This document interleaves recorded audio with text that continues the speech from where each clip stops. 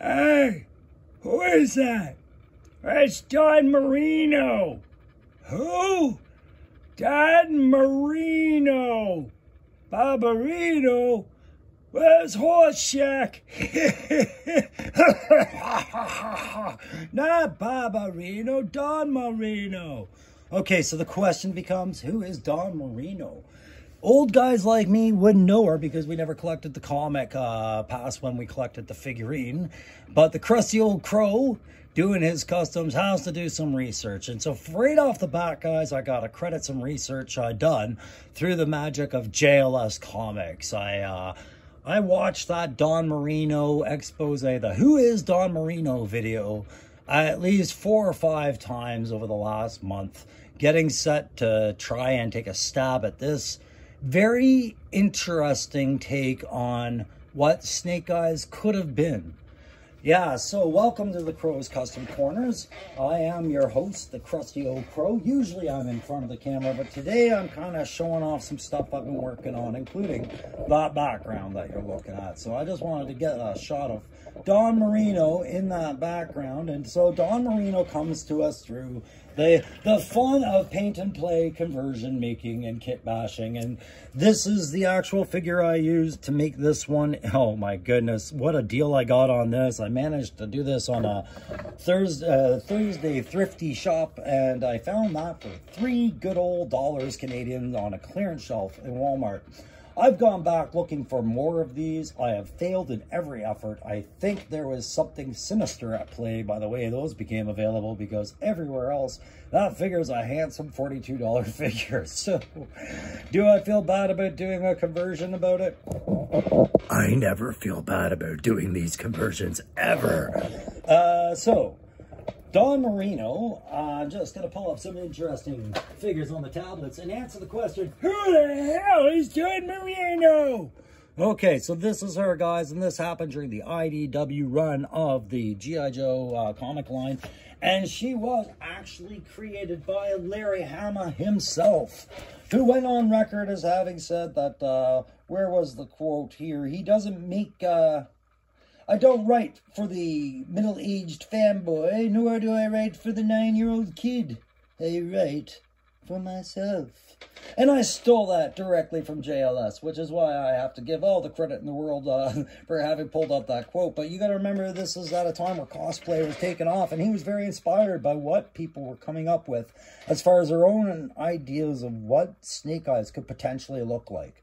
And if you like Dawn Morino, I will now ask you, how did you feel about an all-female Ghostbuster cast? Oh, don't go there. Okay, I won't, because I hated that movie, but I love this figure. I love this figure because I made this figure out of that Electra Daredevil type body, and I felt bad at first. I was taking those beautiful soft goods that were worked with that figure, that cowl cover and the waistband. I took those off and I left them off because it just didn't suit. What I was now learning about was an image of Dawn Morino. Now there's the anime versions, but as I learned more and more about her, I felt compelled to do this character my way. And that figure was absolutely perfect for it. So Dawn Morino, here's a quick background, and I'm only going to give you a little bit of it. If you want a deeper dive, of course, please do go check out that JLS video on who is Dawn Morino, and he will give you everything else that I don't in my briefest synopsis of this character. Okay, so Dawn Morino was essentially a 15-year-old girl growing up in Springfield. Springfield at the time was the new Cobra city, or town, I should say. Very covertly tucked away in middle America, and very covertly the spawning ground of Cobra operations and its personnel. It looked like Middletown, America. And so Dawn Morino, this 15-year-old Latino girl, she comes to us in issue, I think, what was it, 226 of A Real American Hero. And she's playing lacrosse at the local high school, 15-year-old, and she is bold and brave, and she winds up taking on 10 guys to prove her point that she was worth playing on a team that wasn't allowing girls. And whether it impressed the coach or not, her lacrosse skills and her boldness was enough to impress Cobra Commander himself. who decided this is a perfect candidate to be my protege, a 15-year-old girl that's really good at lacrosse and aggressive. So yeah, he takes her under his wing and makes her his protege, and doesn't happen at a time where he's not exactly getting along with Destro and the Dreadnoks, and they want to renegotiate things, so they kind of ambush him. She comes out of nowhere as his protege and actually saves him from Destro. But it becomes like a Mexican standoff that ultimately, you know, she loses because the Baroness takes such an interest in her, and they just kind of make her tap by a certain means of deception. And then, you know, they bring her on board. They see a lot of potential in her, and the Cobra Commander wants her as a protege. Well, Baroness has an interest in her too, as does Zarana. And so the two of them take a special interest in training her themselves.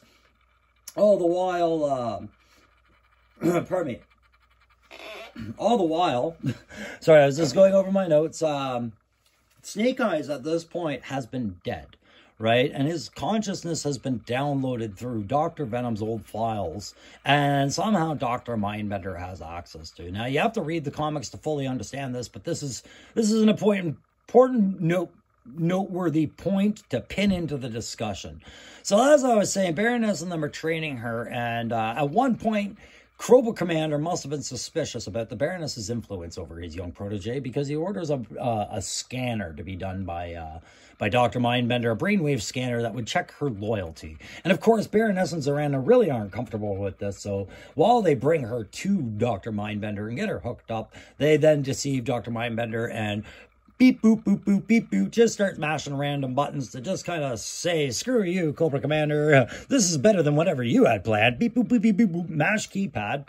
And don't you happen to just know that they accidentally downloaded Snake Eyes' consciousness and memories and all of that into Dawn Morino, who then goes absolutely apeshit and escapes. And this is where this story goes from bizarre to a little bit more palatable. Instead of just getting a new Snake Eyes in a 15-year-old girl's body, what you get is a 15-year-old girl coming to terms with the horrors of what this second memory set is bringing to her mind. She is traumatized and has PTSD from her experiences in Vietnam, and she's not old enough to have even set foot near that continent at this age.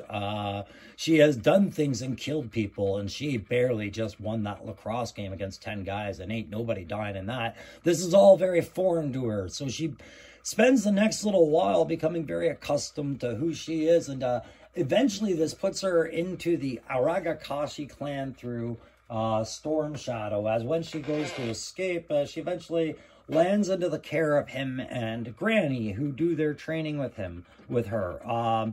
She manages to fight off a lot using Snake Eyes' skill, and she doesn't understand what she is, but Storm Shadow certainly did understand what she was and who she was, and this became important that the Aragakashi clan took care of her.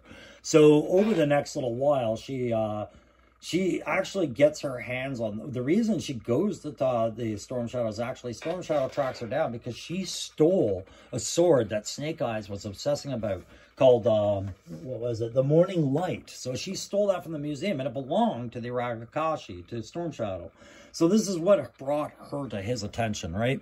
A little bit later, Zartan eventually tracks her down, and this is where she gets her second sword, because he tries to say to Granny in one of his disguises that this sword he presents to her is Morning Light, when in fact it's just a copy called the Evening Shade.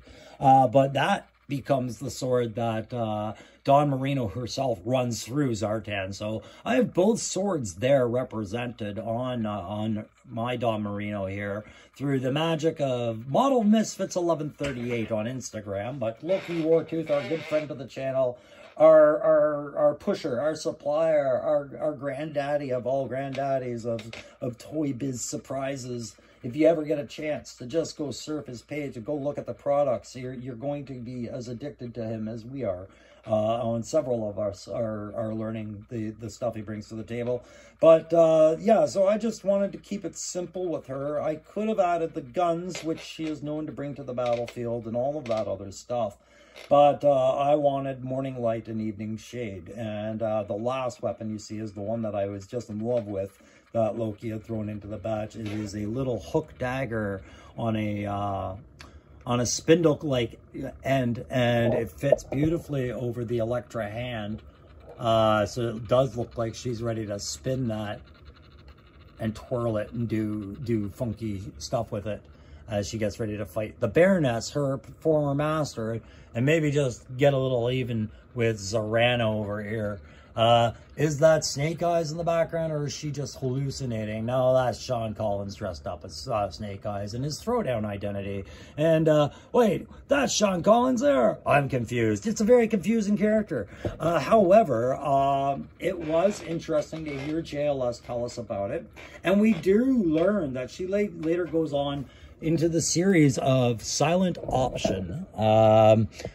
And this is where we get a highlight on not just Dawn Morino, but Bomb Strike, Helix, Alpine, and Throwdown, who is Sean Collins' Snake Eyes. And we also meet Laura 343 and others. You know, like all of this other cast that you might have heard rumblings about and some discussions on some of these Joe Toy tubes, but never actually known who they were.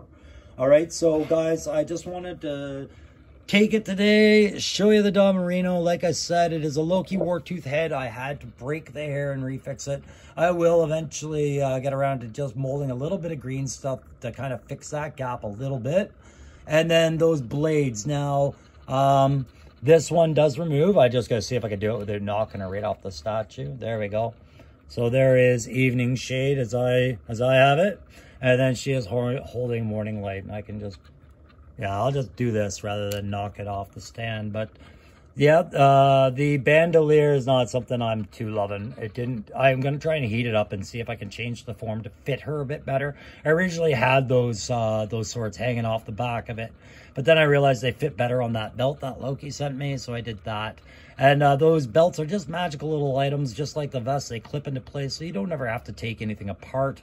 And then the hook dagger, of course, on the Elektra arms. And these are all Elektra / Daredevil pieces. That sheath for the hook dagger was awesome as well. So I had to include all that. And this is not going to be probably the last character I do where we see it from... oh, sorry for the shaky camera work, guys. From the comic books. I've already shown you that as much as she'd like to take out Baroness right now, Cobra Commander, at least my Cobra Commander, has other plans. And if an enforcer shows up, you just leave, okay? It doesn't matter if you have the memories of Snake Eyes and the skills of Snake Eyes. Even Snake Eyes would have the worst day against the enforcer. So you just go back with your little... you know, your Power Ranger friends there, Kamakura and Bomb Strike and all them, and you get ready for the fight of your lives here at End State. And I'll end off by showing you what became of the Teenage Mutant Ninja Turtle backdrop, and as I shut down some lights, and maybe we bring the lights up, change the mood a little bit, because don't worry, guys. Well, she was 15 when we met her. We now know that Dawn Morino is a full-fledged Joe, having been doing her job for years, and she's now 18. And so maybe you need to take her to a club scene. Wait, no, she's older than 18. She'd be in her 20s by now because those comics are several years old. So she's definitely in her mid-20s, guys. Take her to the club scene. No, this isn't a club scene. This is my little Cobra or Joe display. I call it my sub pen because of the way the table lights up, and because I have some naval vehicles I want to present, because this seems like water to me when it's done like that. So I've got some stuff on the go there, but yeah, this will be the loading docks and whatnot that I was thinking about. And then we've got our strange device that they'd be looking to transport out by submarine that Dawn has discovered. Oh, I'll get rid of that. Dawn has discovered this, and it, strange as it is, it's all purple gas. Purple and pink swirling gas. Oh, isn't that strange? Yeah, so Dark Energon and all that other stuff. Very interesting stuff. Very inspiring stuff by the comics. Give the comics a chance, or if you have always been into the comics, hit me in the comments. Did I get a good enough read on Dawn Morino? Did I miss a key point by not including the pistol right away? You guys let me know. Like, share, subscribe, do all that other stuff. We hit that 350. Thank you so much, guys. You know we have other milestones ahead, but I don't ever want to not say thank you for the appreciation I have for these guys on this channel. All new subscribers, old subscribers, and people in the comments, and even you passerbyers that haven't subscribed. The time you guys share with me, looking at the weird stuff I do, it's appreciated. Yeah, okay. I think Punk said I'm a unique one. I'm odd. I'm interesting. It's always somebody's weird way of dancing around the weird, strange, odd. They don't want to offend you, but I know exactly how I can get sometimes. That's why I show it off, because it always has a direction it's going. All right, guys, thanks very much, and I will see you on the next time. Tactical Perspective or these TCCCs. Bye.